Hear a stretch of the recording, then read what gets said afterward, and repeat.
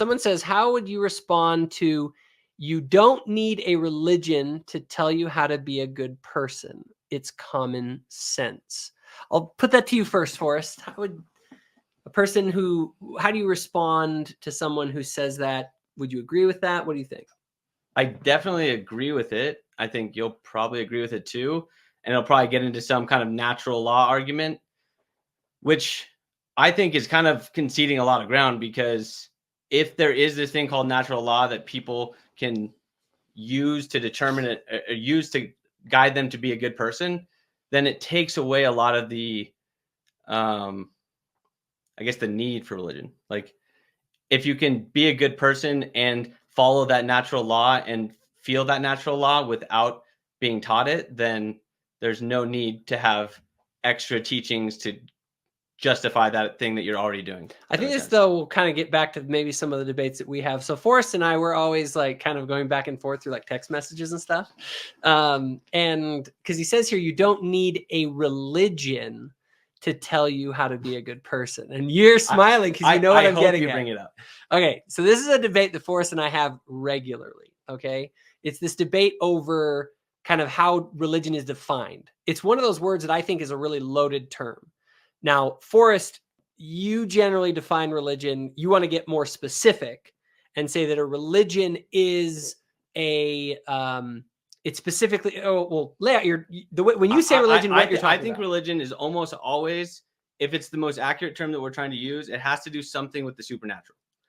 And if you don't even like supernatural, you could say like something beyond this life, like a dimension that we can't have access to, or we don't have direct access to, like via the scientific method, let's say. So it'd be something that just falls outside of the scientific method in that, or? Because I would say supernatural is probably the best word. Because like if I pull up right now, if I just Google religion, right? Usually it's right down my alley. Yeah. So religion is the belief in and worship of a superhuman power or powers, especially a god or gods. So some sort of a superhuman power. Is that a fair definition? Yeah, I think that works enough, especially if you add the gods part, because I think you lose granularity on both gods and religion to try to make your case. Mm-hmm. So when I see that definition and it says gods or God, I have a very specific understanding of what a god is. Yeah. And I think you both backtrack on the definition of religion and you backtrack on the definition of God in order to try to make a coherent argument for what you're talking about when you say religion. Well, and it's tricky. Okay. I have to kind of, like, I can see where you're coming from in your desire to like create that definition that is around what is essentially a being, you know, beyond this world or somehow. But I genuinely, like, you get into religions like traditional Christianity, kind of what I call Hellenized Christianity. God is without parts, without passions, spaceless, timeless, immaterial. Like, I don't like, I'm the one who goes to them asking them, like, what do you even mean by this? I mean, I like, agree that makes no sense. But the thing is, that's the great monotheistic religions. That is Judaism's view of God. That is Hellenized Christians' view of God. And that is Islam's view of God. Well, so my definition doesn't need God to be a being, although that is what I tend to think of when I think of a God. Mm-hmm. But it has to do with the supernatural aspect of it, which is or even superhuman powers, the ability to create worlds, the ability to be an unactualized actualizer, like those kinds of things. And basically what I'm trying to do is separate. There's like a group of beliefs and belief systems that are different than other belief systems. Uh-huh. And we need to have a name for that group of belief systems. I call those religions. And what do you call the other ones? What's the broader category? The broader category, I think, is ideology. Okay. So ideology. I think religion is a type of ideology. So like the common kind of blending is someone will say, oh, wokeism is new. You're a new religion. And I'll say something like, no, that's someone's that's their ideology for sure. But a religion has is about statements about the afterlife. It's about statements about supernatural power, supernatural beliefs that wokeism doesn't have. Wokeism is for sure an ideology, though. And I think religions are ideologies, but a subcategory of ideology is a religion. Okay. And to a certain extent, I can grant that. And I think most people, when they talk about a religion, they're talking about something that has a worship of a god. I think a lot of people, and myself included in this is where I get kind of hung up in the definition, is because everybody has, functionally speaking, a God, as I would look at that. So something that from kind of a Jordan Peterson type perspective, that is it's the thing at the top of your value hierarchy. And I want to make this case, though. The reason that this matters is because, functionally speaking, psychologically, philosophically, and all sorts of other ways, this orients you in the world, right? Whatever your God notion is on a functional level, and then I guess the narrative that you give to the thing at the top of the value hierarchy, that ultimately is that is your God. That is the thing that you serve. That is the thing that orients your behavior. And everybody, and I don't know what you want to call that thing. Like, what do you call the thing that is at the top? I call it the orienting thing I value most in life. See, and I would say, like, but I feel like up until Jordan Peterson came along, that was like a very clear, obvious distinction. Like, oh, this person loves money more than anything. That's not the same as worshiping a God. That's just, this person is really materialistic and really wants money. See, but I think in a religious context, people would potentially look at that and say, that is your God, functionally speaking. Your God is a God of, like, the most important thing to someone is fame. Right? But what's the difference between the God of money and your God? Well, lots of things, obviously. Lots of major things that make them different. Like, you're right, but if my God, your God is the origin of the universe. If my God is Marxist philosophy, creating this utopian society, right? That's different than your God if your God is money or fame or whatever. These are all different gods. My thing is that there's a question of the reason, like, why does religion, as you even define it, why does it matter to people? It matters because it isn't necessarily the supernatural part that necessarily matters. It's that this gives them meaning. It gives them purpose. It's kind of like, this is what is motivating. Well, I would say ideologies give people meaning and purpose. See, most of the time when I'm talking about religion, someone's religion, I'm talking about, I use it in that broader sense because I think on the functional level, and that's kind of the point that I'm making, at the functional level, I do feel like it is it's more useful for talking about it, because whether somebody, all right, so your God, my God is supernatural, your God is not, sort of like, well, great, your God's money, my God is Jesus. It's sort of like, I don't think that distinction is the most important thing as much as it is when it comes to practical things like how you live your life. Well, right? I just think you can have your cake and eat it too, and just say your ideology, functionally speaking, the thing at the top of your value hierarchy tends to operate in the same way. But there's some very unique distinctions between a religious conception of God and the top of your value hierarchy on like a secular level. I just think it's totally easy, and we've been doing distinguishing those for a long time, and then you're not solving a problem. What I think is happening is that the religion, I'll say the religion of Jordan Peterson, is specifically blurring these terms, so that way it can kind of be like, hey, we're just like you guys. We're not weird. We all believe this kind of stuff. And it's like, no, you guys make specific claims about the afterlife. These people are just ideologues that are secular worships that are. That distinction is very important in a lot of different areas. Okay. Let's go on and take a look at some other questions. You guys have questions, go ahead and throw them in here. Let me see here. Let's go to another one that's going to get right into stuff with Awful Waffle asking us. Do you guys, by the way, you guys watching, you can let me know in the comments if you guys have the ability to even do super chats. I think you guys do, because I will prioritize though. But I'm going to pull in here from Awful Waffle. He dropped a comment in here real quick. I'm going to show this. He wanted to know what's Forrest's take on determinism as an atheist. I guess I'll say I believe, this might not even be the right way to say it, but I believe in determinism. I think we are determined. And by determinism, you're a hard determinist, meaning that you believe that essentially the future is going to be a certain way, and we don't. I think, is it Laplace's demon? If you could measure the positions and velocities of all the atoms in the world or in the universe, then you would be able to predict the future. Okay, and so essentially, what you're saying is that the future is going to be the way it is, and we can't change that. The future is determined, right? So it gets a little bit complicated. I mean, yes, but I think we are a part of this determined structure. So it's not like we're able to even conceptualize being outside of it. Us conceptualizing being outside of it is still us doing the thing that was determined. Yeah, but what you're saying is that the future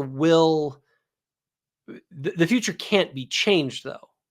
The future is going, like, what's going to happen? It's like the classic, like, if you went to change the future knew you were going to change the future. So yeah, okay, but what I'm saying, but I just want to make sure that so what will it's sort of like if I drop this remote, it's going to fall down. Like, we know that that's going to happen.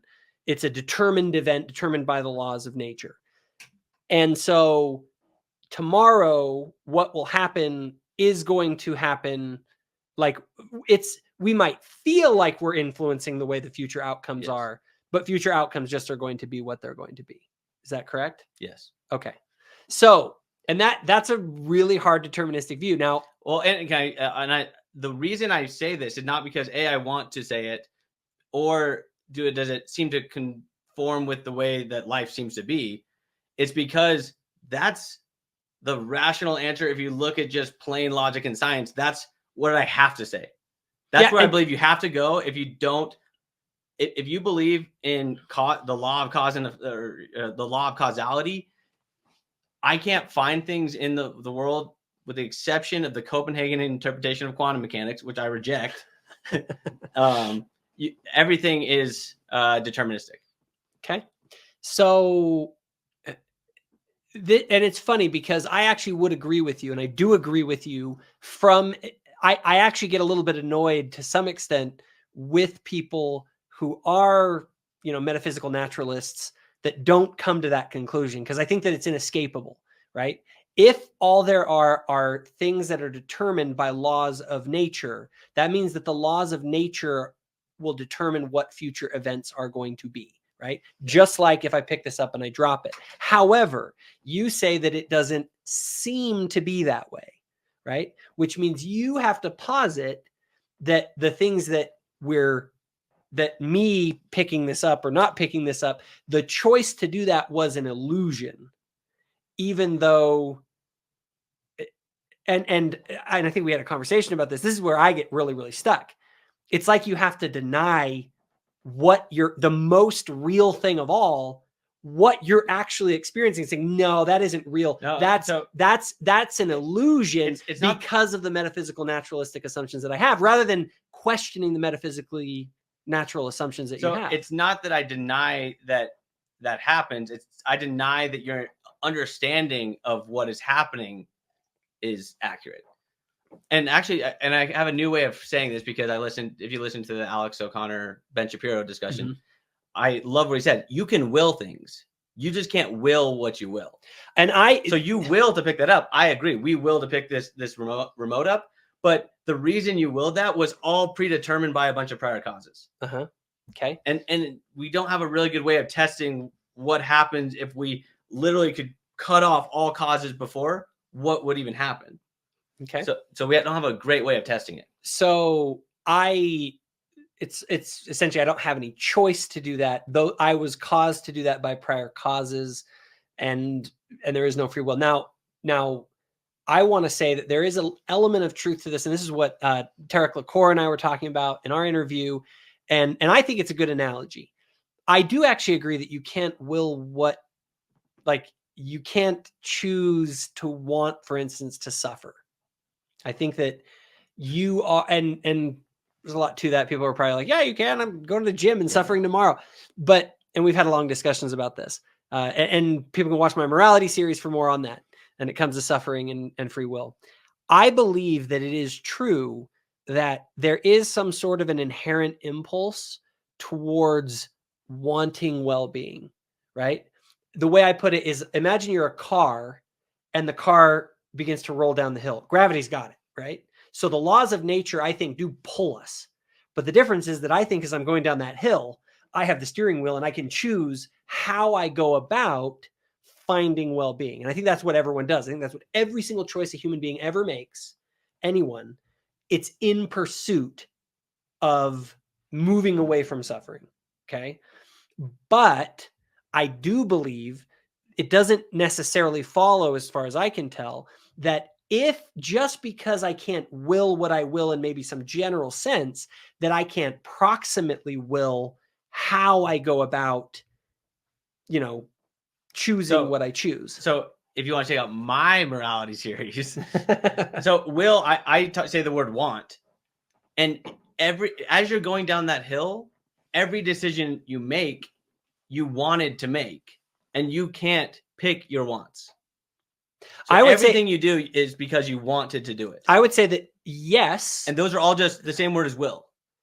And if you can't will those, then those wants and or wills. I would say that the ultimate gravitational force, I would say you can't escape. Okay, so you're going down the hill, and you can choose to go left or right. There's a car that's parked in the middle of the road, and on one side there's little kids, and on the other side there's no kids. Which way are you going? I'm going to the right. And did you will to do that? Yes. And did you will that will? Yes. I believe that will springs up from me. I want to avoid suffering. That's true. No, you didn't. And I believe that hitting the children would actually result in me feeling awful and all of that. Exactly. And so therefore I go the other direction. Exactly. But so that choice was determined by all of that thought process that wasn't something that you're even able to determine. Yeah, but that can be altered. I could have decided, like, be a sick, perverted person, that I will get a great deal of pleasure of running over those children. And the same thought process. So did you will to run over those children? Yeah. And why did you will to do that? Because I have made choices to think certain things about the world. I have made. It's the same exact. It's actually going to be pleasure again. It's still pleasure. You wanted to run those kids over because somehow it was going to increase your pleasure. Yeah, you had no move me away from suffering and me towards well-being. So your choice to run over the kids or not run over the kids is all driven by the fact that you are the gravity is predetermined. The gravity is pulling you downhill. I agree, but you can choose the path that you go. And I even think that the choices that you make affect the way that you see the world. I actually think, even from my sort of theological perspective, that the choices that I make mold me and actually could make me, because of the choices that I've made, want to run over those children. Right. But because of other choices that I've made, I have a strong aversion. The whole point is every single choice you make is just a microcosm of the same broader problem, which is each choice is being driven by the unwillable desire to want joy or pleasure or well-being. And so each choice you make is seeking after that aim, which you don't have control over. I agree with that. I actually do agree with that there is like a gravitational force that pulls people down the hill. But I do believe the gravitational force is putting us in this broader context. I'm saying each individual instance is that same exact analogy. There's but I can make the choice as to which way I'm going to go to but the point is pleasure. Is each choice, the one that you choose, is because ultimately you think it's going to bring you the most pleasure. Yeah. Which is the same. It's the way that I think I'm going to get down the hill safely, right? I'm going to get to the goal, the bottom of the hill, let's say. But I believe that we can choose the paths that we go in pursuit of that. And if we go off of that path, we essentially won't reach the bottom of the hill, we'll crash and burn and die, right? And it'll be awful, or yeah, that's where I think the analogy breaks down, because I don't think that gravity is even. It's not. I understand that it's like the driving force behind each decision, but I think it's the same. Every instance is the same. Is its own hill in itself. Okay. All right. Let's go on. We can talk about that one all friggin' night for sure. We can talk about that one for literally years. Actually, we've talked about this stuff for a long time. Let's see what is going on. All right, that one's dumb. Oh, what did you see? Did you see that? What? That's exactly what we're talking about. What? Up to here. This one? Oh, no such thing as atheist. Okay, let's actually talk about this Just for a minute. Let's show it. Let's talk about it. All right. So there's no such thing as atheists. Everyone has some sort of a God in their life. Okay. So I tend to agree with this statement if we define God as, functionally speaking, the thing at the top of your value hierarchy, which ultimately is the thing that orients you in the world. So we need to take a minute on it because we already basically beat this one to death. Yeah. But like in my mind, I just think this is a gross abuse of the definition. Obviously, when I'm talking about being an atheist, I'm not saying I don't have a top of a value hierarchy. So this person is just making the conversation meaningless because that's not what I'm saying. And he knows that's not what I'm saying more than likely. He probably, he or she should know that I'm talking about a divine being. Okay. And so what I could always do if I really wanted to make this more clear, I could just say, I am the type of person that doesn't believe in Christianity, Judaism, Islam. I don't think their divine being exists. I could just list the religions, and then we're still in the same discussion that we would be, and this helps nobody. To a certain extent, I agree, but I would say that functionally speaking, and we in Christian terms or in even Jewish terms, there's this idea of idols, right? Idols aren't the divine. They aren't the thing that actually occupies the highest place. But people are worshiping them. They are, and I don't mean by the rituals. To some extent, people do rituals towards the things that are the most important to them. But the idea is that there is something else that is occupying. There is a God before God, kind of the first commandment of the 10 Commandments, right? And so to say that no one is an atheist in a certain way, it's kind of like you're saying, hey, people worship idols. So to some extent, you would have to agree that you whatever this thing is at the top of your value hierarchy would be, in our definition, have you ever met a person that says that they don't have something at the top of their value hierarchy? Yeah, no, which is why we say there aren't any atheists.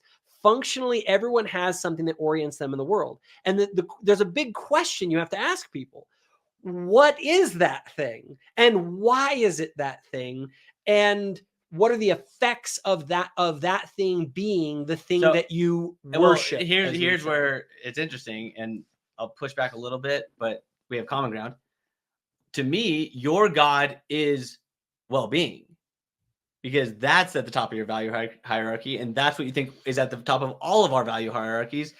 And so it's not even if you want to define it that way, I feel like you're kind of undermining yourself, because now your God is just a means. Or like your God, in my definition of God, is just a means to get well-being. And if well-being is at the top, then that's your God. What's funny is, to a certain extent, I would say that that's true. Well, so maybe I think that's a bad definition for God. No. But I would say that the thing that is, I would actually maybe flip that around a little bit, because I would say is that the thing that you value most, by definition, the thing that you value most is the thing that brings you well-being. So the idea is that what is the thing that is the most important to bringing you away from suffering and towards well-being? The reason that we worship God, and all of you theists out there, I want to kind of lecture you on this, okay? God would be of no use to you. In fact, you wouldn't call him God if he led you to ultimate suffering and misery unjustly, just because he wanted to. That would be a devil, right? The only reason we call God God is because we believe that this God or Savior can get us out of this mess, can redeem us, can bring us away from suffering. Those who worship God arbitrarily, let's say, without a reason for it, just because he's the most powerful or he created us.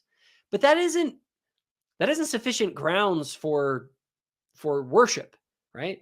Let's say that there was some creator who created us, who hates our guts, who wants to torture us to no end. We wouldn't call him God because he's the most powerful, right?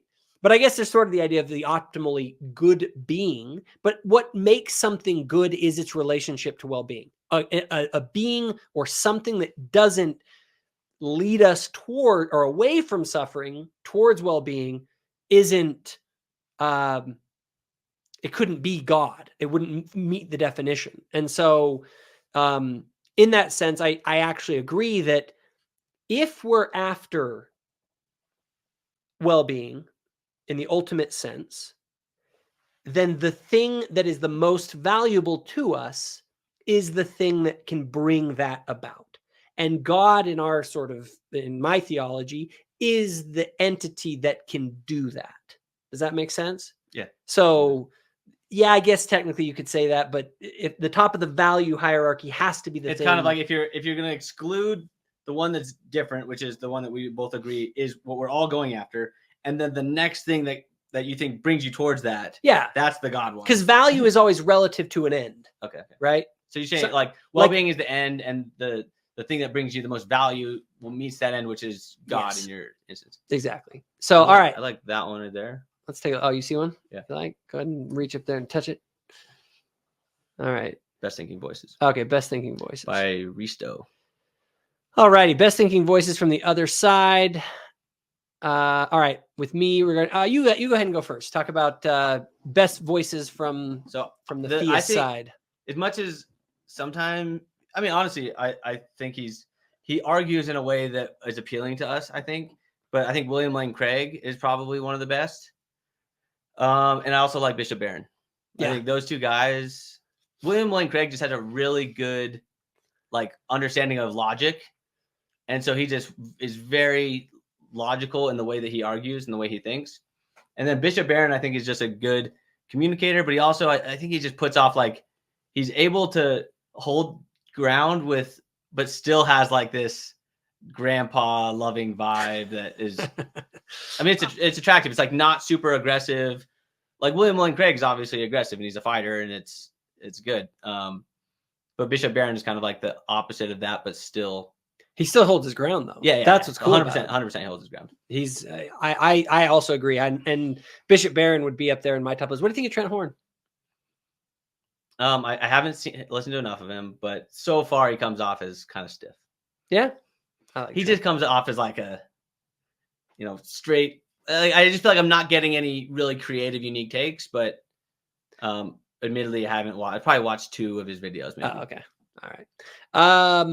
You got to watch when he talks with Alex O'Connor, or is that one of the ones you did? I've only seen clips of it. I haven't seen the full Alex O'Connor one. Alex O'Connor, I'm going to throw that one out there. He's my favorite atheist, both because he's incredibly sharp. He's very consistent in his positions. And I think he's also he is respectful in the sense he really does want to address the best arguments. He isn't just some angry atheist. And you're a big fan of Alex. Yeah. Right? And I think because of what you're saying, he's willing to go right. There's no argument that he is afraid of addressing because I think he is genuinely trying to find the best argument. Yeah. So he'll listen to the best people on the other sides and say, yeah, that's good. I like that argument. Atheists aren't very good at that one. But what about this? And he does. Yeah. He concedes ground and takes ground in a really respectful and seems good faith way. Yeah. Alex is great. Let me think. Who's another one that I really like? I like Christopher Hitchens just because you like Hitchens. I like Hitchens mainly because he's just witty. I think he's just kind of fun to listen to. You have to also like him because he's a fighter. He is a fighter. And he's willing to. I admire a lot of the atheists who are willing to talk about Islam, for instance. I think that it's totally politically incorrect to do it. It takes a lot of courage to do it. In fact, it takes a lot of courage to do it. And I think some of them can go overboard with it to some extent. But I do admire that. I'm trying to think who is another thinker that your moral philosophy is based off of. Sam Harris. Yeah. Sam Harris. Sam Harris's book, The Moral Landscape, and his idea about the connection between suffering and well-being, it cured me of the moral argument for God existence. I realized that's not a good argument.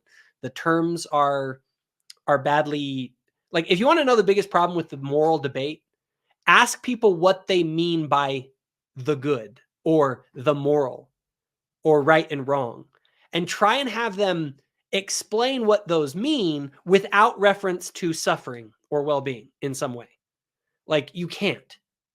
What we are doing when, and I talk about this in my morality series that I made, what we are doing when we talk about morality, right and wrong, good and evil, we're talking about X reference to suffering, the relationship between something to suffering. If it moves us away from suffering, that means that that's what we call good. And if it moves us towards suffering, then that's what we call evil. Now, people are like, oh, but I go to the gym and I suffer all the time. It's like, a sacrifice is a good because you go to the gym and you experience temporary suffering so that afterwards you can have a greater well-being, right? It's like you pass through a minor suffering to get to a greater well-being. If you are just going somewhere to suffer, like, I'm just going here, I'm just going to burn my arm with something, and that's it. That isn't a sacrifice. That's just stupid, evil self-abuse, right? So, and I think Sam Harris, more than anyone else, was the one who kind of helped me to see that is what's going on. So Sam's someone who's good. Again, obviously, I disagree with these guys on all sorts of things, but they tend to be good people to listen to, I think. So, all right. Let's keep looking here. Some of the other ones we got coming in. We're a little bit behind too. Yeah, let me come down. I'm gonna skip down a little ways. Jordan Peterson's my favorite atheist. Hitchens is a liar and a drunk. I like Alex too. Hitchens is a drunk and maybe a partial liar. Okay. Let's get some talk. Check out this one. I'm just interested in saying. So faith isn't belief. Belief is propositional. Faith isn't. Faith requires hope. Belief doesn't. Our LDS habit of conflating faith and belief is a blind spot. Do you make a distinction between faith and belief?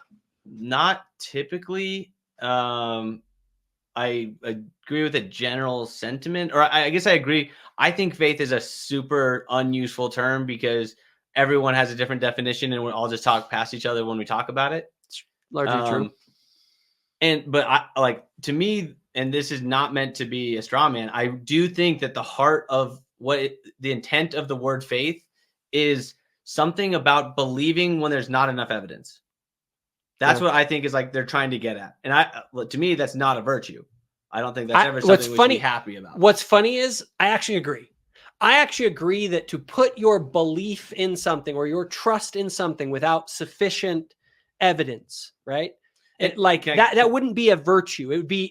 I'm just to do it. You might have to do it because there's no other option.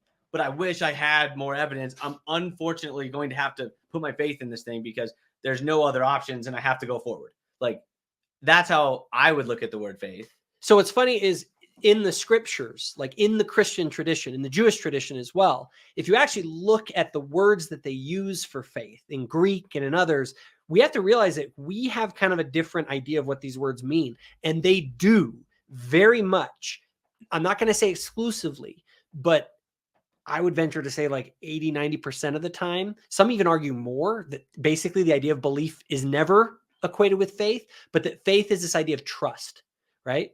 It's an idea of saying, look, I don't know, I don't have 100% certainty, but like, this is where I'm going to place my chips for good reasons to place my chips here, right? It doesn't mean that and so everyone has to place their chips somewhere, and the placing of the chips is manifest in your behavior. That really shows where you've placed your chips, right? I can tell my wife, I think you're so wonderful and I love you so much. And then I just treat her like garbage. Like, obviously, like, those are just hollow words, right? Like, what I actually have, you can tell what I've placed my faith in more by my actions than by my words. Is that a bad way of framing it?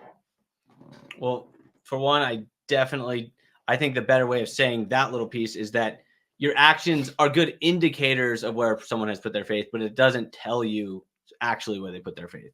Okay. Because I think people obviously people are flawed and make mistakes. So you can't say, oh, look, he said he believed in courage and he was a coward that time, so he doesn't actually believe in courage. Maybe he's like, oh, no, I do believe in courage. But in that situation, I I failed to meet my own standard. And so I don't think it, and this is interesting because we usually have this conversation about the word belief. Yeah. Yeah, because so I just don't think your actions are good. I think they're indicators of beliefs and or where you place your chips, but I don't think they're necessarily, and I don't think they tell you exactly where someone has put their faith. Yeah. And I when I look at people, see, I think you can tell a lot about a person's value hierarchy based on what they do. You can sort of tell what a person has higher up in their pyramid based on, like, you don't value your wife as much as you value your video games, right? Like, I'm not talking to you specifically, but like, if someone never wants to spend any time with their wife and they just would rather spend all their time playing video games. And so there's a side to which, again, and this is where, again, going back to sort of this different conceptualization that I have of religion and God and all that, I just look at it on a very pragmatic level, going, okay, what is that thing that is orienting all of your worldview, the way you behave? Like, that's the reason we care about someone's beliefs. Like, why do I care what someone has placed their faith in? Well, you care because you live in a world where you have to interact with people who fly planes into buildings because they have a certain faith in something and they're showing that faith. So you seem to be conflating the two, and do you conflate the two? So, like, I feel like unintentionally they get conflated for both of us. No, and I will concede this point. I will concede that there is a sense in which religion, like, if you have ideology or worldview, let's call it, whatever this broader category is, I do think that there's, okay, you have those that base that ideology on a being, let's say, right? Requirement definition of religion as a category would be a being of some kind, because even Judaism and those things, they talk about a being in some mysterious sense. But frankly, but you're saying that does you are going to get that as a being, yeah, even though it's yeah. I would say there has to be at least a conception of a being that is this thing at the top of the value. What about this? It has to. They have to have something statement about the life. I don't think that's necessary, because I think that's really what. To me, religion is typically a statement about the afterlife. See, and a lot of afterlives have gods in them or have a being in it that's a part of it. Okay, and maybe that's a small distinction. The reason I talk about it in the broader context is because generally I'm less concerned about if somebody thinks that they're going to, like, some river filled with alligators in the Nile as their afterlife, or if they believe that they're going to be, with 40 virgins chilling with Muhammad, right? And so that doesn't matter to me that much. And at the end of the day, I have to look and say, I see people's behaviors, and I think that people's behaviors ultimately originate from their value structure. And the ultimate expression of their value structure is the thing at the top that orients the whole structure. And so when I'm worried about human behavior, influencing culture, influencing all of the things that we see in the world, the number one thing that I'm concerned with, what is the nature of your value structure? And this is, again, I'm going to reference the Alex O'Connor-Ben Shipper debate. But the unique and dangerous thing about religious belief is resistance to being changed based off of evidence. Because it's a statement about supernatural beliefs. So it like this is like the classic, like, you could justify the dinosaurs basically just saying, or Earth creationism, and say, oh, God created the Earth and put the dinosaurs in the ground so that way it would look like it was older, to test your faith. I don't know. Like, there's all these mechanisms where you can justify belief in spite of the science. Yeah, here's something I would say, and there may be a point there that I'm willing to concede, and that is, I also am very careful about this because religion gets lumped into this thing, and there's something very, very different about my religion and the religion of, like, or even Islam, right? Like, or younger creationists. Like false religions are just as bad to me. And in fact, there are secular ideologies like humanism, for instance, I will put my arms around a humanist all day long over a radical Islamist, right? So in my mind, it's like, I don't like this thing. Well, religion as a category is necessarily worse than others, because you would much rather have a Latter-day Saint. So I'm not like talking me, about than a woke. I'm not talking about their types of belief. I'm talking about their epistemology, really, and how religion, like in faith, is actually a good part of the problem if you take it as the belief in things without evidence argument. I kind of tend to agree. However, if you believe in something without evidence, good luck trying to convince them to not believe in that thing. And then if you attach onto that belief the actions associated with are, I need to go conduct jihad, then you have a really big problem, because it's not like you can be like, hey man, actually, you see, everyone's gonna be a lot happier in the world if you don't do that. It's like, well, that's not my goal. My goal isn't happiness for people. My goal is following divine law. But I would also say that if you again, I could find secular ideologies that are just as bad. Go into like postmodernism, you know what I mean? Like, where there is no truth and it's all just perspective, all just power dynamics, and like, yeah, and that's basically exactly. And if you want to find a subcategory of ideology that erodes truth and objectivity anyway, then I'm with you. That subcategory has a really dangerous mechanism an anti-change mechanism. If you don't believe in truth, now we're all in the situation where we're not able to convince each other of things. Yeah, because there's no truth. Well, and to a certain extent, that's sort of the but it is an ideology to have a particular epistemology. Yeah, but what I say is ideologies don't entail something like a lack of belief in objectivity. But religion, in my mind, does entail a statement about the supernatural, which inherently is falsifiable. So if you have divine dictates from God, and especially if you say that you get those through the spirit or through emotion, now it's like, now we're unable to correct you. It sounds like super manipulative, but like unable to work as a collective society and debate and discuss these things because you've taken yourself out of the conversation. But that does presuppose that there aren't epistemological tools that don't ultimately ground in something like intuition. Yeah, no, I agree with intuition, but I think intuition is different than feeling the spirit. And fine, fair enough. My thing is, but then you start to get into something that seems almost quite supernatural. And the reality is that if you reject even the ability for agency, then ultimately all reason is also an illusion. I mean, I think it is ultimately illusion. But the thing is we're I actually would like to think about to make a video on it too, because I think we're in illusion, so you can't tell, because even when you think you're seeing the illusion, that's all still part of the illusion. See, I have the hardest time with this because I look at it and I go, bro, it's right there. Like, it'd be like me looking at this screen in front of us and like, it's an illusion. It's not really there because it doesn't match some presuppositions that you have. I say, because the screen is there, therefore we can say that any statement that says there's no screen there is false because it's here. So we experience it. So is that screen mostly solid or mostly open space? Mostly open space. That's the way it looks? Not the way it looks, but that's the way it is. So how come you don't reject that science? The science says that mostly open space, but right here in front of our eyes, there is no open space in that. Because there's a good explanation for exactly why that is. Exactly. And that's exactly what I say to you about the free will argument. When I see my choices, it says clearly that I'm making a choice as that screen has no open space. But science just forces me to say something that is unfortunately against my perception of the world. Yeah, no, our perceptions can be wrong. But the problem is, I don't think that we have a good reason to believe that unless we make certain metaphysical presuppositions. But and I agree that I'm making metaphysical presuppositions. Yes. And I would say, like, if you want to say the word faith, that's where I place my faith.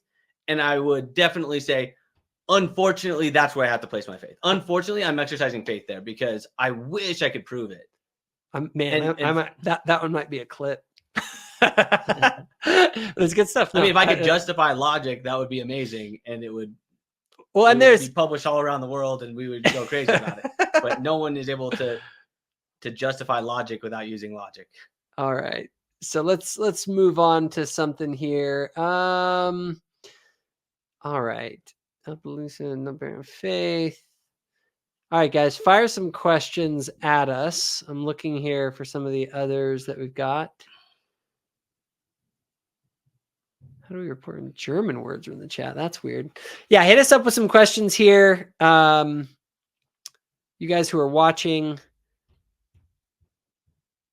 I saw one earlier. I want to check it out. Forrest, while I'm looking here. See. Oh.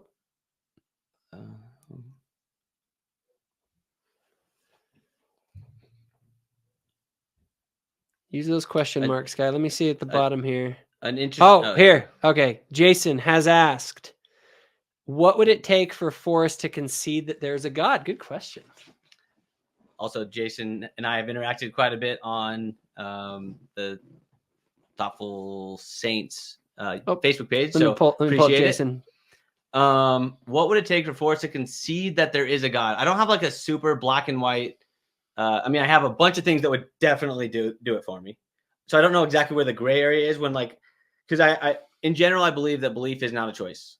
I don't think you can choose to believe in something. And then the analogy I always give is if you can choose for the sake of this argument for right now, for 5 seconds, let's all just believe in unicorns. Ready? Go. Okay. And during that 5 seconds, did you actually believe in unicorns? Probably not. And I would say if you say you did believe in unicorns, you probably were just. So what would cause you? What would cause you to believe? So what would cause me to believe in something? The obvious answer is if I saw a divine being do something extraordinary, and I wasn't able to come up with good justifications for why that was just an illusion. So if you had a vision right here, being came in, was glowing with light, 100%. Even then, I would be like, whoa. More than likely, this was an illusion. I drank something weird or ate something bad. What do you think of the idea of something impacting you? Like, obviously, our eyes can deceive us. I don't think anything emotionally would ever do it for me. See, but I'm not just. I think maybe you're chalking it down to emotion. Like, is there something intuitive about an experience that can convey knowledge directly? No. You believe that the only way, how do you think knowledge can be attained then of anything? Is direct experience with something like, and I don't mean just with, like, I think direct experience it gives you evidence. Okay. And how could I put this? Maybe I would say, it gives you evidence, and then using reason and or logic, depending on how you break those two up. Then you put it together, and that becomes knowledge. I see. Again, we're going to get into really hard debates definition debates. Well, one thing that I have realized, and just everyone who's watching, this is an observation that I've made, is that your epistemology is really the biggest thing that will tell you what a person actually believes. Because their epistemology, their theory of knowledge, the way a person comes to decide that something is true or not, that's kind of like the lens that you look through. And if you have a lens that allows for only certain things into it, then you're only going to see certain things, right? And then on the other hand, but I agree, pure emotionalism is not sufficient either. So the way you have to, I guess it's what are you saying is the objective of a good epistemology? And then you use tools to try to get you there. And if your tools are leading you to false conclusions, then that's probably a bad piece of the emotional or the epistemological toolkit. Yeah. And I would it doesn't actually reveal reality. We could actually even maybe get this one up. Okay. Relates to it. And so to this question, I would say, yes, I think just so anyone's listening, you got a question. The question is, are most spiritual experiences false attribution? You'd have to say that all are false attribution because there's no such thing as a spiritual experience. Yes. Yeah. So I think if someone was to, here's a lame example, but it does the job. If they were to take a math test and do it based on their, a spiritual experience or pray for the answer, you're going to do bad on the math test. And I think that applies to pretty much any kind of black and white thing that we can prove. If you were to base it purely off of spiritual experiences, you're not. But luckily, spiritual experiences are a lot of the time are kind of like not unfalsifiable, but they're not making black and white claims. Okay, so do you believe? So I think that piece should be taken out of your toolkit. That is not a good tool for discerning truth.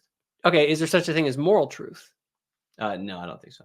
Okay, so there's no such thing as moral truth. So there's no such thing as right or wrong answers to moral questions. No, that's okay. I'm gonna take it back.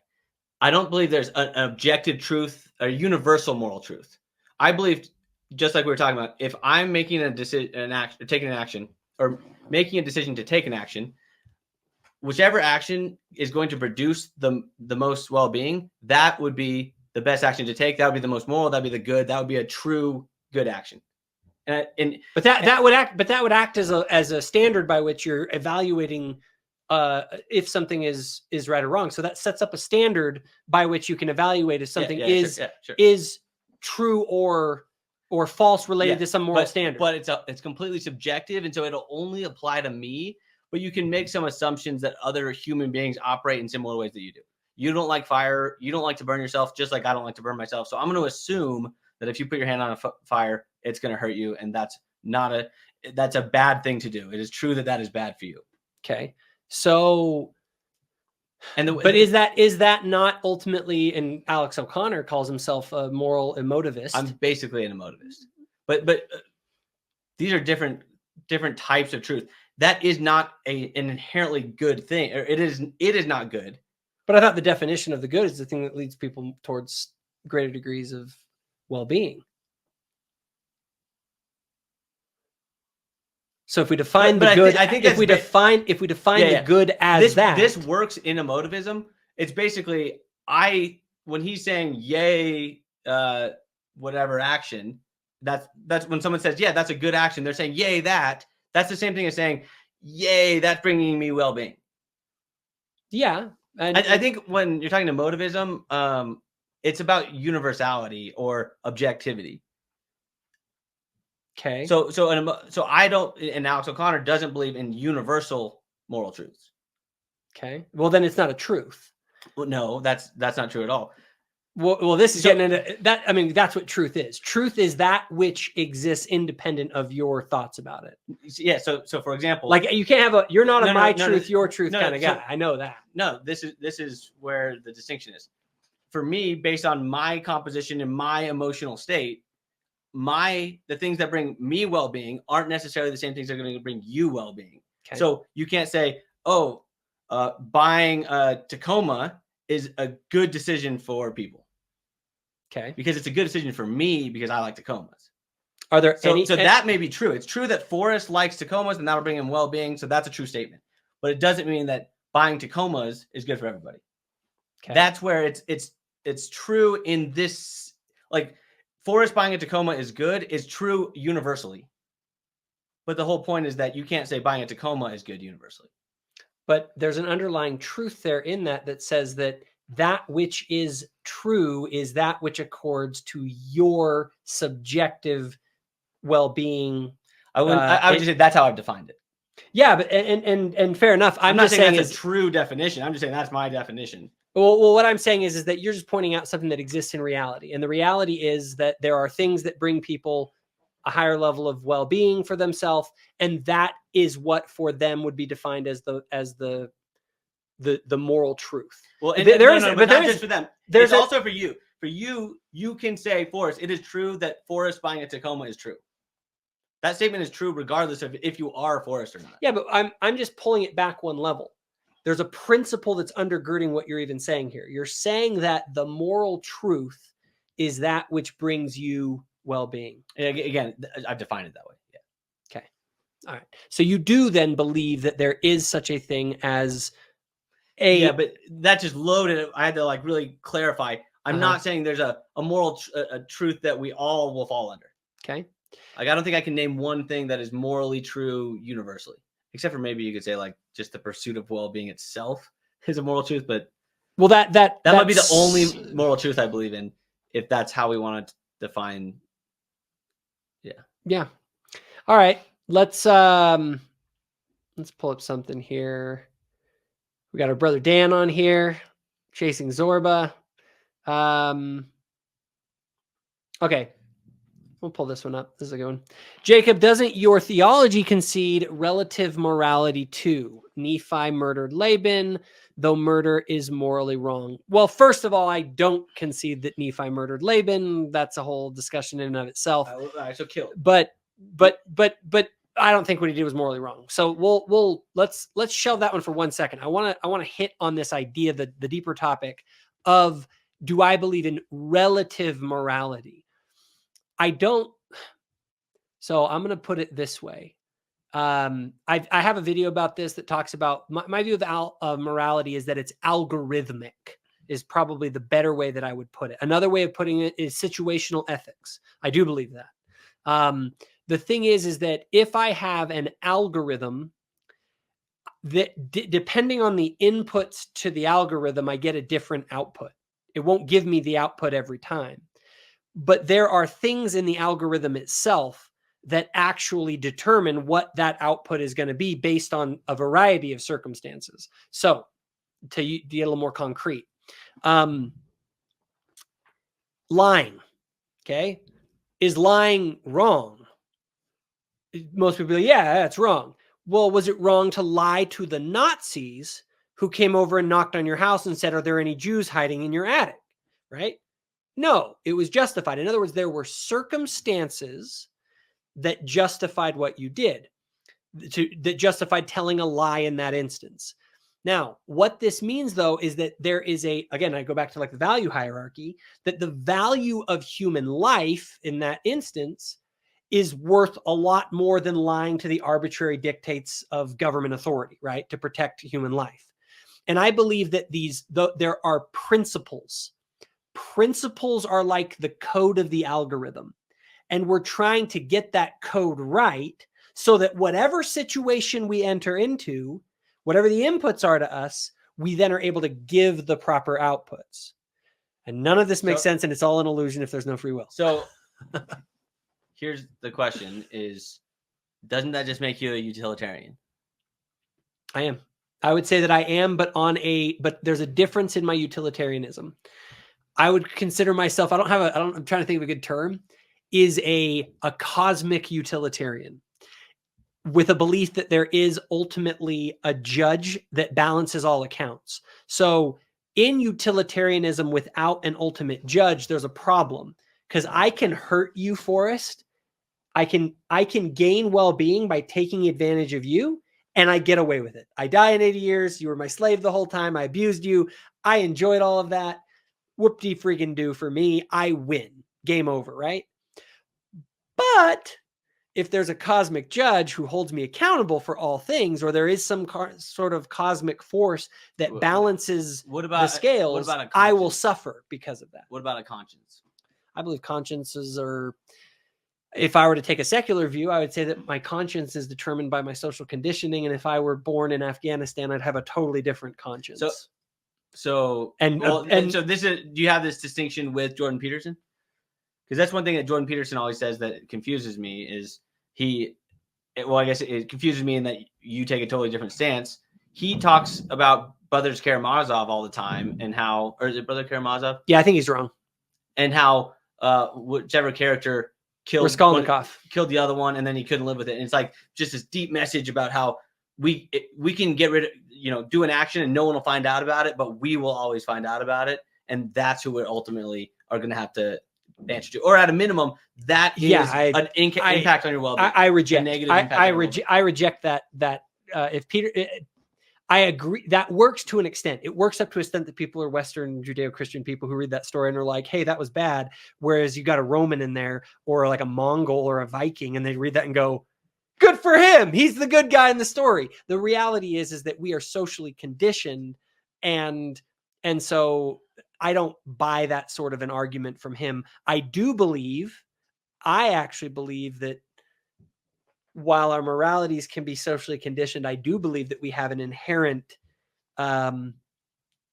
moral spark, light of Christ, whatever you want to call it. Can you just call that a desire for well-being? This moral spark to me is just a desire for well-being. No, I think if you're going to describe it in secular terms, probably the best way to describe it would be something like a herd instinct. You know what I'm saying? Yeah, but I think the herd instinct is nothing but an adaptive mechanism to increase your well-being. Yeah, like the spark is the well-being piece. Well, and that manifests itself from in a biological perspective. It isn't even your well-being. Well-being is just a no, but passing on your genes. You're right. That's all well-being is. And Nietzsche probably got closer to it when he talked about the will to power. Okay, the will to power. People misunderstand this. The will to power is basically the will to well-being, but it's the will to sort of like. It's hard to sort of understand what Nietzsche was saying. There's some debate about it, but essentially it was like the will to be, the will to grow, to reproduce, to flourish, to whatever you want to call it. It's the gravity that we're talking about. That's what he kind of means by the will to power. We're actually talking about kind of the same thing, essentially. I believe that where that came from, if someone wants to say that it came through biological processes, whatever, the reality is that we have this desire to live in harmony and communion with other people that are part of our tribe. Now, where are the borders of the tribe, right?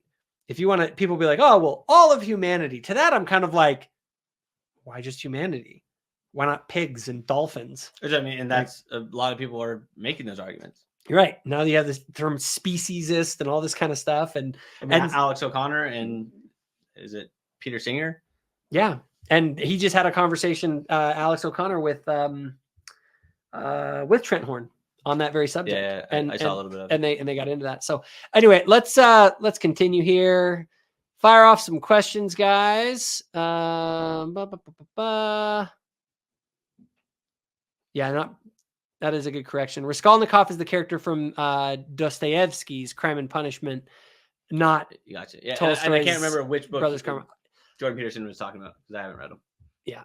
I think it's Brother Karamazov though that has he kills his brother. Or something. I'm less familiar with that one. All right. Yeah, I don't know what's going on with the super chat thing. Maybe it doesn't exist. So good for you guys. You guys are going to have more access to questions. I'm not going to be raising any money off this. I didn't know I had to turn that on. So do that the next time. Can intuition be construed as spiritual experience? Yes, I do think that.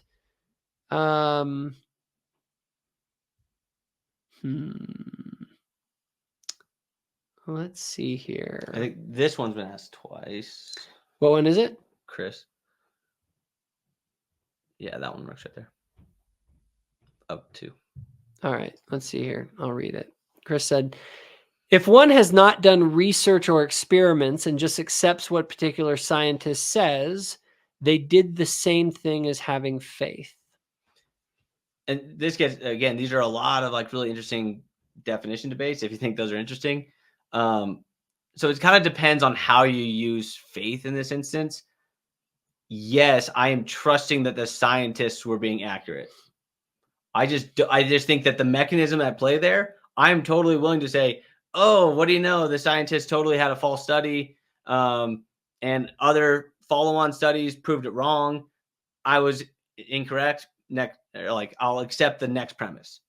And if you're saying, and then I have a whole justification for why I trust that process even. It's like you're assuming that scientists are a reliable source. Are a reliable source. So this is something, and this one actually is kind of funny because it is, and I think who is it? He'll watch this video and he'll get upset about it. Our buddy, he's an atheist. No. I'm trying to blank on his name. He's on my channel. He's like one of our favorite atheist guys. He's a friend of yours. White beard, kind of, or not white beard. Troy. White beard? Troy. Yes, Troy. Troy hates that I ever talk about authority as a. I do too. Okay, so because I think it's just a subcategory of reason. That's fine, but he has a different take on it, right? And it relates to this question because I ask people all the time. Have you ever seen the background wave radiation of the thing? It's like, no, but you believe that it exists. And the basis of that belief is because someone who you trust, an authority, is That's right. someone that you believe So in. Troy's issue is that the way you become an authority is a totally different process in, let's say, Mormonism versus That's fine. in science. We can right. If that is his I'm not 100% sure. But shout out to you, Troy. But that is something that a lot of people don't realize is they'll say, well, you just trust these authorities that tell you things. Everyone does that all the time on a wide variety of things. There's no way all of us can empirically do all the experiments and stuff ourselves. At some point, you trust people that you believe are reliable in giving you good information. And this is why Troy and I are actually saying the same thing. I believe authority is just a subcategory of reason. It's basically like you don't have the time to do it all yourself. So you find the people that have shown reliability in giving information, or institutions that have shown reliability, and you put honestly less value in that than if you saw it with your own eyes, or not saw it with your own eyes. But if you had like a better logical argument for whatever you're talking about. But you have to, at the end of the day, end up relying on authorities. It's how you become an authority that people like me have with your collective witness model being called. Well, just so everyone knows, real quick, this is a misnomer a lot of people get. The collective witness model does not have to do with authority. It has to do with all of the things. No, but I'm saying the authority piece in yours, like in my mind, those people wouldn't even qualify as authority. Yeah, because you don't think they're reliably giving truth. No, because they haven't gone through a process that is a process that vets people that are reliable for giving truth.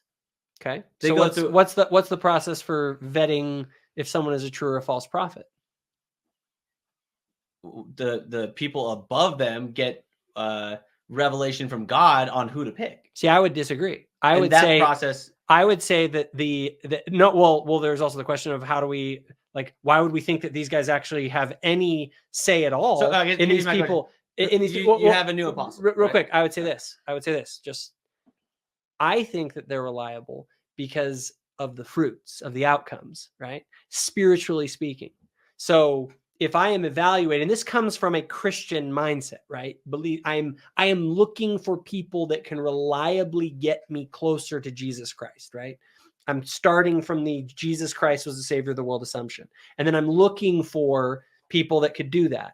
And so as I look at the witness of the Bible and those, of Jesus Christ, I then come and look at, okay, who is the most reliable source for giving me spiritual knowledge in accordance with Jesus Christ, right? Once you kind of get across that bridge, and they come across as the ones who I believe of the options available are by and far and large the most reliable source for delivering spiritual truth as manifest, real quick, using Jesus's epistemology, which is by their fruits ye shall know them. They deliver something that both blesses me and others in ways that I believe are congruent with Jesus Christ. 2 points. One is on the by their fruits you shall know them, but the other one is, do you think if you went through the 70s and picked out and the Quorum of the 12, you meshed them all together, you looked at all of their teachings, that you would pick the same 12 that are currently sitting? Yeah, what do you mean? Like basically blend from 70s all the way to the prophet, blend them all together, and you look at the teachings and the fruits of each of them. Would you pick and you're picking 12 to be the apostles? Okay. Would you pick the same 12? And let's say you take their names off. I don't know. I don't know what the. I don't know what the. It's kind of because you're making the claim that those are the top 12. I'm not saying they're the top 12. But you haven't. I'm saying the 12. You haven't observed the other 70. I would say, but I believe in the institution itself as something that is worth putting trust in. If I didn't, then I become a Protestant or something like that. Now, do I believe? And I don't think that they claim this, that they are the most spiritually best people out there. They don't claim it. You're right. It's not like, I mean, it's like Joseph Smith himself. What if this was your standard for who was going to lead you, without the assumption that he is a true prophet, which is begging the question, Mhm. you wouldn't have picked him as the guy that's going to be the source of truth. Yeah. And especially early on when the fruits weren't that good as And- the Mormon and church, to- when you're to- just getting chased from place to place, you'd Well- be like, man, the fruits of this religion are really bad. We just keep getting pushed out of our community. You can definitely know it through the fruits. I also think you can know it through a direct revelation from God.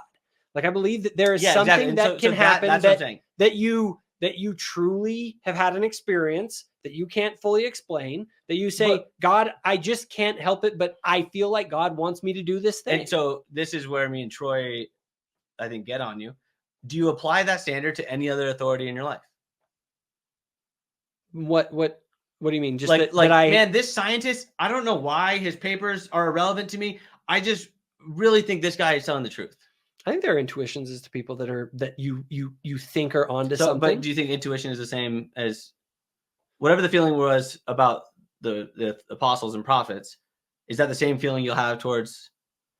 Yeah, but there's a little bit of it. There's a Politicians, little bit of a difference in that I judge a scientist by their fruits of science, right? Like their math checks out and stuff like that, right? Because I'm evaluating them as experts in the scientific method, right?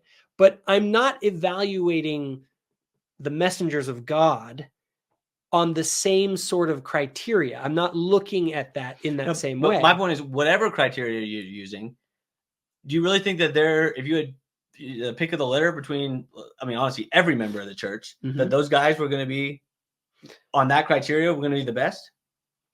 No, I mean, there's a certain degree to which the church would say no, who the Lord calls, he qualifies. No, exactly. And that's why I think me and Troy want you to just have to play that card. That is the card that you're going to have to play it's like, because the church doesn't claim that it's any other process. They don't say, hey, we evaluated all these people based off of their outputs, and this guy's the best. Well, it's largely, I mean, obviously, my faith isn't in them as a person. My faith is in the institutional calling that they have, because the institution of prophetic prophethood over history and all that kind of stuff has delivered something wonderful to the world. And so when I look at that and what I believe to be the greatest thing to the world, the thing that gives us the right sort of value hierarchy that guides people's, life to be the right way. And there's a group of people that historically have got that right more than any other group. But it isn't just these were lucky individuals. I believe, and this is actually a unique sort of Latter-day Saint belief in contrast to maybe the way a Protestant might view it, is that there is this idea of God or that there is an institution, that I have placed a level of faith in priesthood, in keys and revelation as an institutional thing. And so I'm not actually placing my trust in the guy, Russell M. Nelson. I'm placing my trust that God actually has. It would be like placing my trust in the peer review process. Yeah. Is why I care about scientists, because I'm not looking at these scientists' work and determining if he's a shit scientist or not. You know what I mean? Yeah. Okay. So let's see here. Come on down. Yeah. Let's try to also, if you can keep it at the bottom, the best, because we keep clicking on them and then not actually seeing the updated question. Oh yeah, for sure. Collab Society. Who is that? Is that Hayden? Hayden, if you're out there, fire out a good question, man. You should be having a level 1 conversation. Anything spiritual for us? Yeah, I know. Okay. Get a lot of question marks next to when you drop a comment in there, a question, just put like a bunch of question marks by it. That way I can easily tell it apart from all the other things in there. To Risto, I have not done any drugs, and I would not call those spiritual experiences. Somebody asked for us this. If he's done any psychedelic drugs, are those spiritual experiences? And I mean, I would say, again, this is a definitional thing, but I would not I think it's going to confuse people if you call them spiritual experiences. I would call them psychedelic experiences. All right. Okay. This guy's asking me one. Chasing Zorba. Dan, our brother, said this was a good question, so I'll hit it. Okay. Jacob, if you encountered a Christian group, even if it was small, that had better fruits than the LDS, would you switch churches? Yes, I would.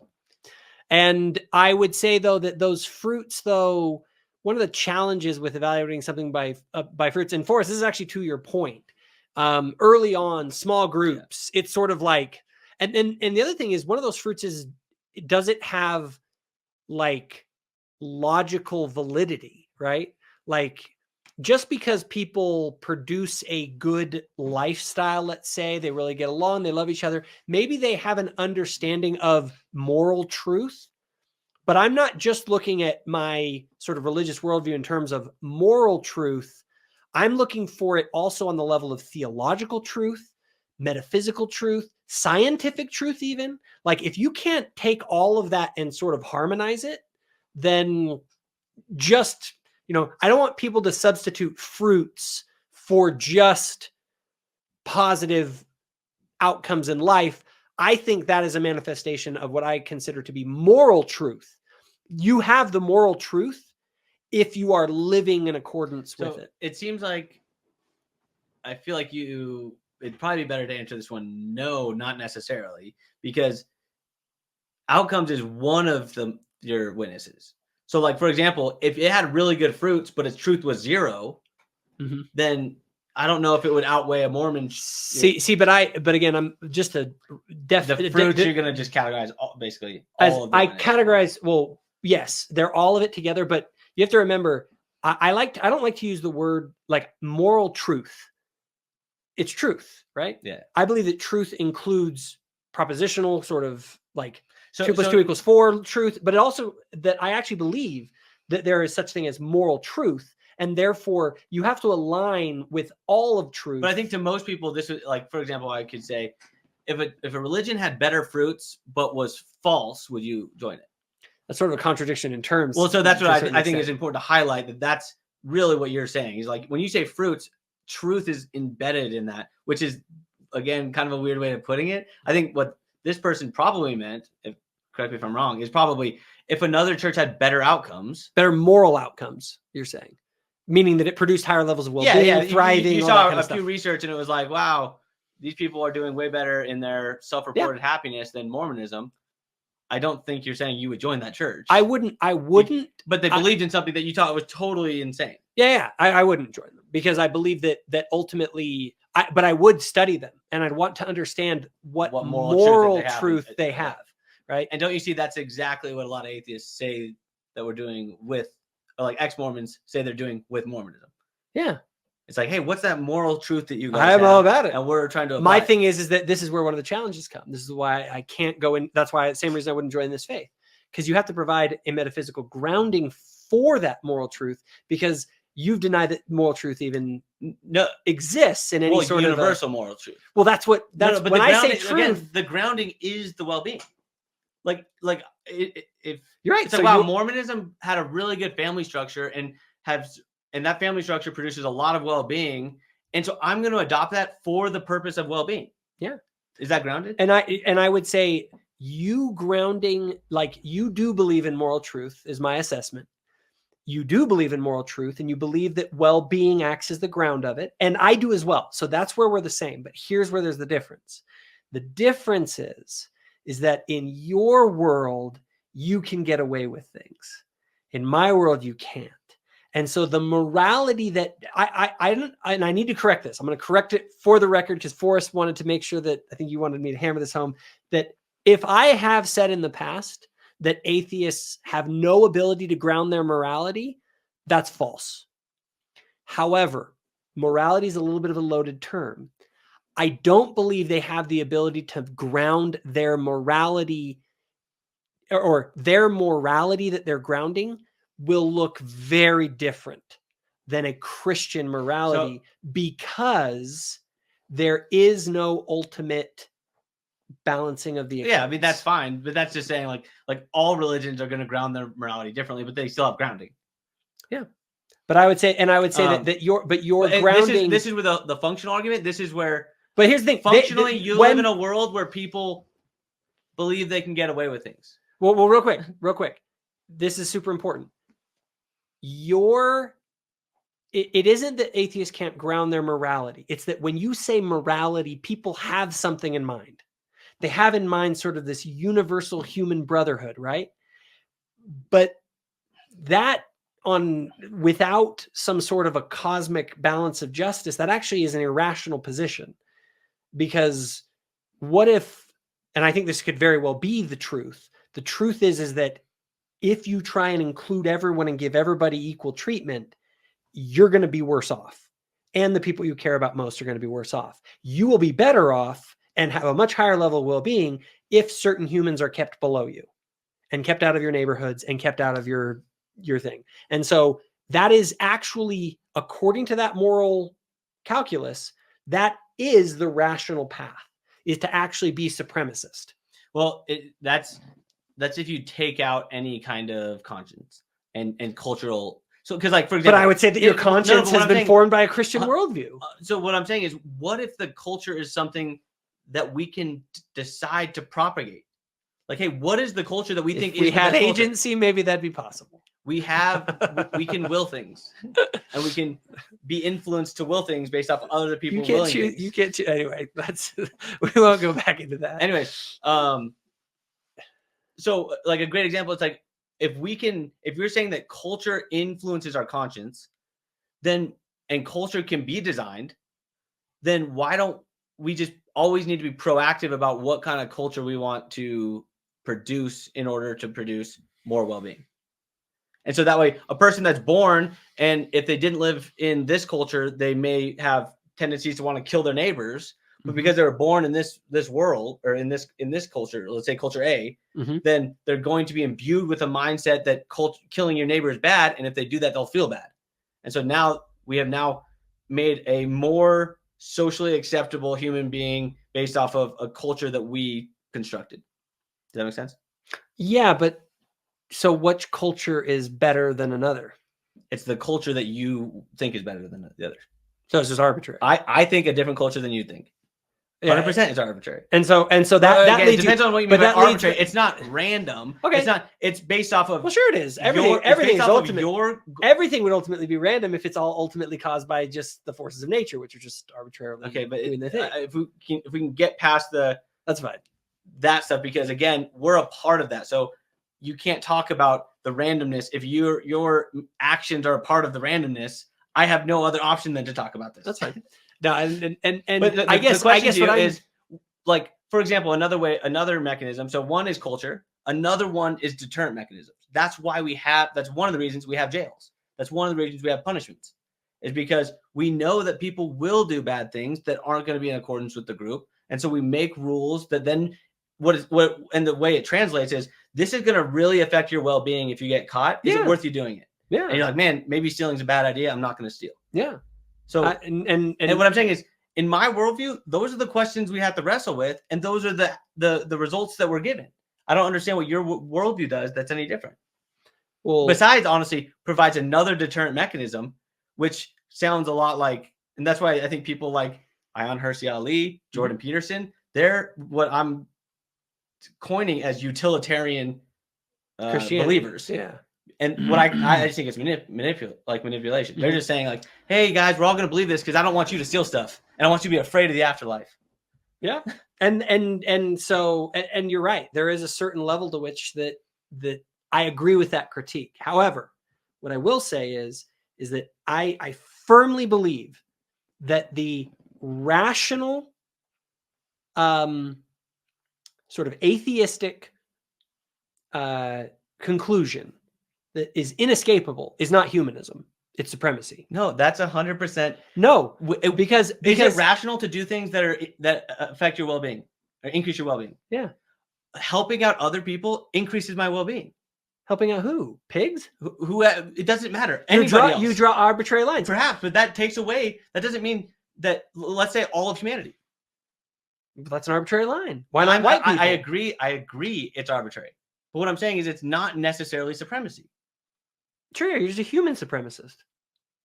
Okay, if that's what you want to define supremacy, that's fine too. But I could just include that. Maybe we have a culture that is. We could say, well, hey, you can draw the lines wherever you want, but at the end of the day, you're creating something that's going to. And if you said humanism is not true, it's supremacist. I just gave you an example. If we had cultures that imbued us with emotional response that decreased our well-being when we hurt other humans, then within the scope of humans, supremacy is not going to be the rational choice. The rational choice for that individual and that culture. That's what Christianity kind of did. Is it said to people that, hey, everyone's that's also what humanism is trying to do.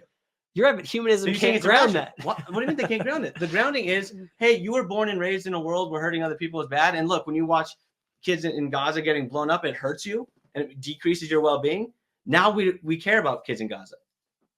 See, and that is a perfectly rational thing because you care about your well-being, and your well-being is tied to the kids in Gaza. It's arbitrary. I don't know what arbitrary has to do with rational or not rational. It means that you're just arbitrarily saying it's why not dolphins? Why not flies? That's irrelevant. What I'm saying is rational. You could have a creature come up.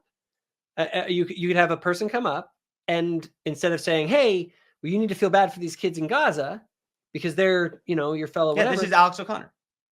And my point is that ultimately your point is that that's irrational. I'm telling you, it's not irrational. Because Alex O'Connor, if you draw an arbitrary line around that's not irrational, because it's grounded in his well-being. No, because it doesn't. It's only grounded in his well-being because you drew the lines there. No, because he was born into a culture that drew the lines. I don't under you're. Yeah, but we can control the culture. What I'm saying is we control the culture, and the question is moving forward, what should the culture be? Well, should it be a culture that embraces all human rights? You don't actually you're a product of the culture, and then you can start to move the culture. But there's a bit of culture in you that you're not in control of. Okay, so let's grant that point. But either way, question I think that I've we're already asking made is the point I need where to make. Should we? No, that's not the question you're asking. Where should we you're move the culture? You're making the statement that the logical decision is supremacy, and I'm saying that's not true. The logical decision is to protect whatever group your culture has decided. And that group could be a lot of things. Okay, it doesn't necessarily mean it could be humanism. All it could say humanism. So you're here, and that was drawn, and you say I arbitrarily want to draw the line around human beings, all human beings.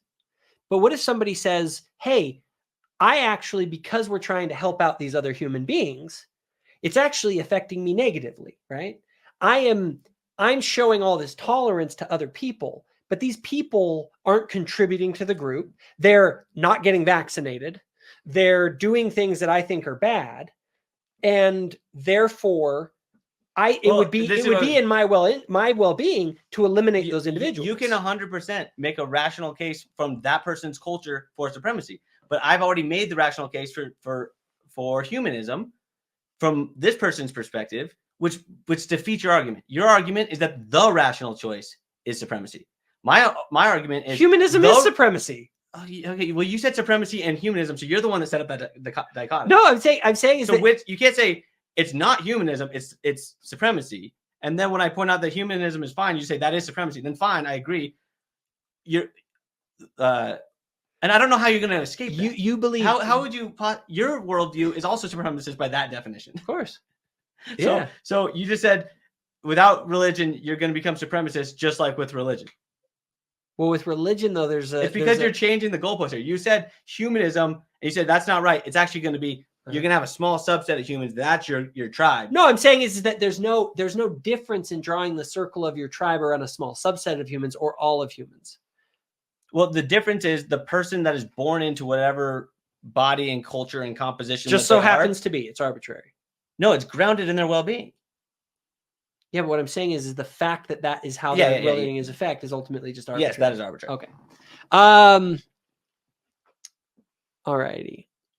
We'll probably go here for another maybe 5 minutes or so, I think. We'll so see if there's any other questions. And then... All right. Here we go. Okay, a bunch of questions there. A bunch of question marks. We'll reward them. Boy, Stefan, you got a lot of question marks. If you put more question marks, you're more likely to get called on. Snaggert's right. Humanism was born from Christianity, but that's a side point. Here we go. What do we got here? Thoughtful faith. Art is creative like morals. That doesn't make its value arbitrary or subjective. So why can't the best morals be discovered through a creative process? What would be the difference? Art is creative like morals. That doesn't make its value. Okay, so this is something interesting, and maybe they're getting into sort of the idea of beauty and art being subjective. Well, great. Yeah. So like taste is my favorite analogy for morality. Okay. So maybe we've had this one before, and I want to take this a little different direction. Okay. And this one's a little bit on the borders of, I'm still trying to sort it out, because there's sort of the philosophy of aesthetics and sort of, is there such a thing as actual beauty? Right. And I actually believe that there is. I believe that there is actual truths in relation to that which is beautiful. And I could even ground that biologically. You know, so what I need to just clarify this.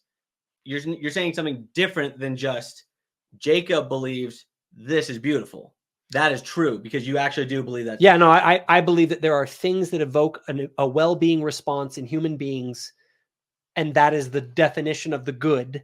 And so beauty is that which, using a visual thing, so far, is that there are things that visually will increase your well-being. And therefore, those things are what we call beautiful, or in a very broad sense, right? Yeah, but the problem is the universal aspect. Like, is there anything universally that is where that's just true? Yeah, I would say that there are things that are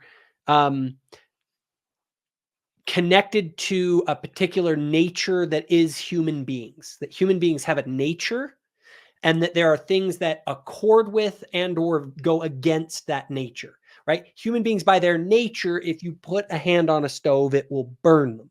Right? If you eat certain things, humans have a nature that certain things won't please them. It will bring them, you know. Now This is what I'm saying. So, like, I know there are areas. Are you going to say that there's like universals? I actually believe that there are not universals. There are principles.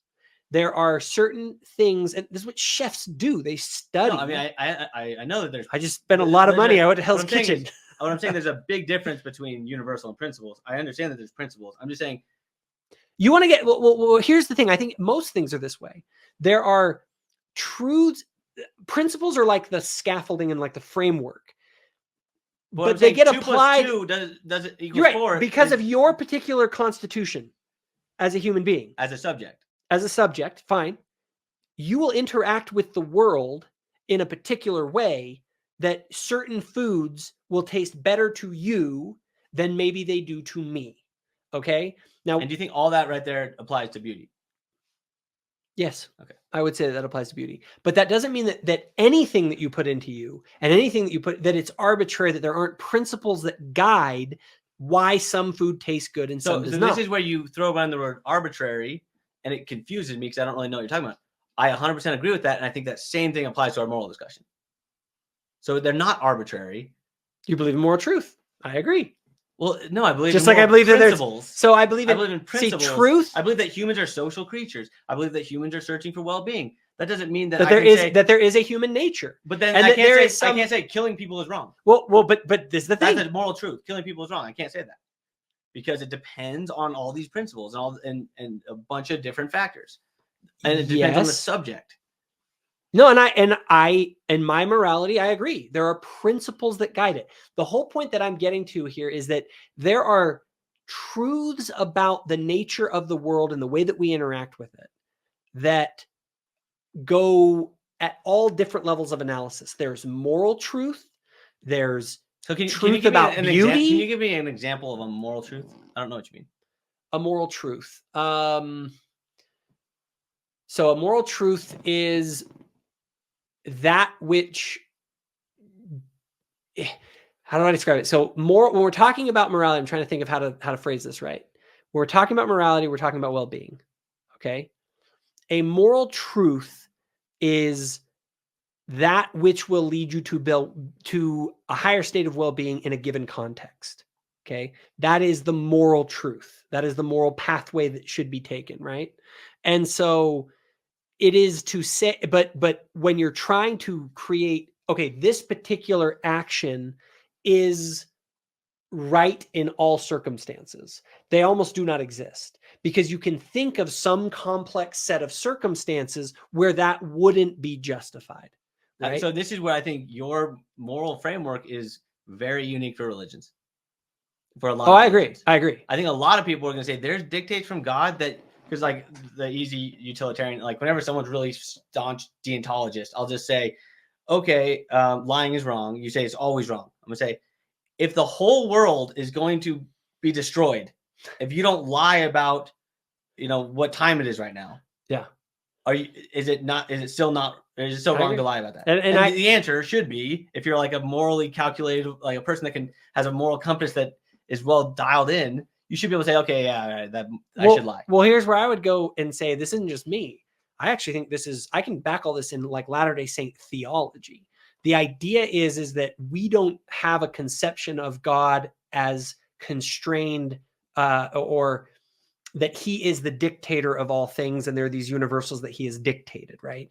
What we say is that even God himself is beholden to eternal law, or the way reality sort of is, right? Now, that doesn't mean to say that he can't paint within that reality, but there's sort of this idea of eternal law that overarches God, and that creates this idea that what God is trying to do is he's trying to teach us this is the way things really are.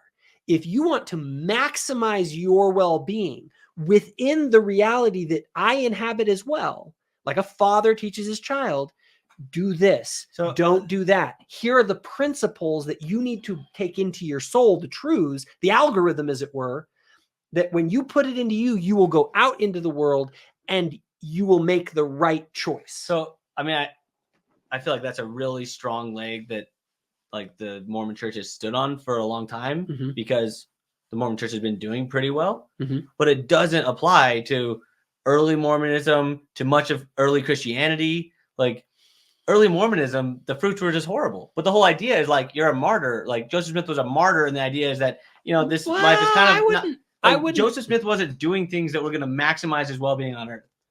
He was doing stuff that God, or like you could go to the apostle, like to a certain extent, original apostles, to a certain extent. Here's the other thing you can look at. Okay, what if he gave you a vision of something that you really believed that was worth it? Like I've thought this. What's the highest vision for life and society that you can imagine? Like, try and find out, like, what's the biggest thing to live for? And I genuinely think that sort of this idea that and I genuinely believe this, and I'd be interested to see if other people come up with something better. The vision of Zion and sort of the celestial order of everything, it's sort of like, okay, the highest thing, like what's the thing that matters most to us? It matters most to people, their relationships. Like, ask anybody. Like, that's what matters most. Well, what if you said, okay, we're going to take this thing that matters the most to you, but we're not just going to have you have the right relationship with, you know, your wife or children, but with everybody. And not only that, with God. And that you all are going to harmonize into this order of the way it's supposed to be. And guess what? It isn't in the afterlife. It starts right now within you. And so there's this vision that I think comes out of Joseph Smith specifically, really, the vision of Zion. Now, I think that, anyway, there's some things we can quibble about with it, but that vision is something that is so tempting to believe in, even in the world of theoretical sort of, okay, what's the best vision? So you just coded that in the fancy language of like, we want to build good societies. Yeah.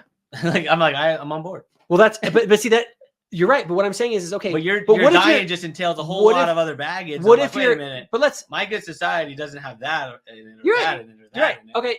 And you're right to some extent. But just the fact that you have a vision of a society that continues forever and that your relationships are going to be maximized to the greatest extent that they can be, both in this life and in the next.